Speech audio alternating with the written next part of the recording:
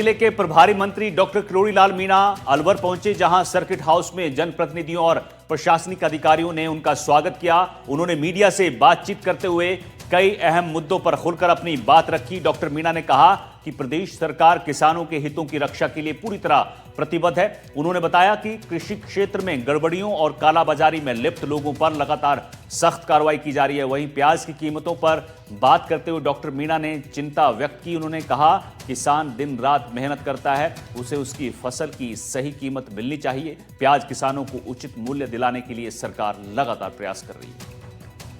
छापा मार मीन्स ऐसा नहीं कोई हम ऐसा अभियान चला रहे हो, पर जब से मंत्री पद का कार्य मैंने संभाला है, जो 5-6 महीने हो गए, तो मैंने समझा कि किसानों की जो परेशानियां हैं उनको ज़मीनी हकीकत पर उतारें, देखें, उनका समाधान करें।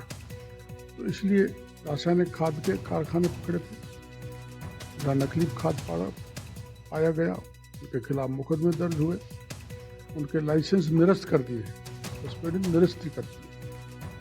और ऐसे फिर सीड का किया, जिसमें जो सीड कंपनियां बीज असली नहीं देती थी किसानों को। बीज 2 तरह का होता है, फाउंडेशन और टीएल सीड, को तैयार करने में बड़ी दिक्कत आती है।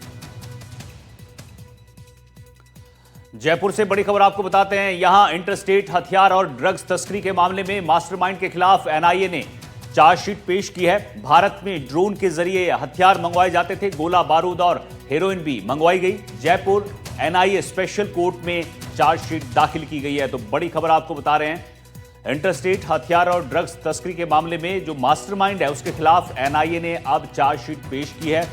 और ड्रोन के जरिए यहां पर हथियार और हेरोइन मंगवाई जाती थी, गोला बारूद मंगवाया जाता था। अब चार्जशीट जो है स्पेशल कोर्ट में दाखिल की गई है। उधर बीकानेर संभाग के सबसे बड़े सरकारी पीबीएम हॉस्पिटल में चिकित्सा को लेकर एक बड़े सम्मेलन का आयोजन किया जा रहा है।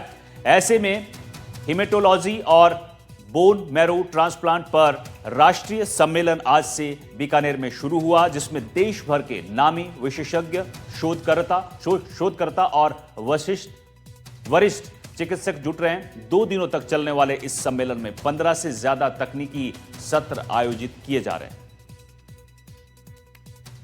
ल्यूकेमिया, जिसको साधारण लोग ब्लड कैंसर कहते हैं, उसका प्रेवलेंस बहुत बढ़ता जा रहा है, डिटेक्शन भी बढ़ता जा रहा है। और ये एक ऐसा कैंसर है जो बच्चों में भी हो सकता है, एडल्ट्स में भी हो सकता है और बड़ी उम्र में भी हो सकता है।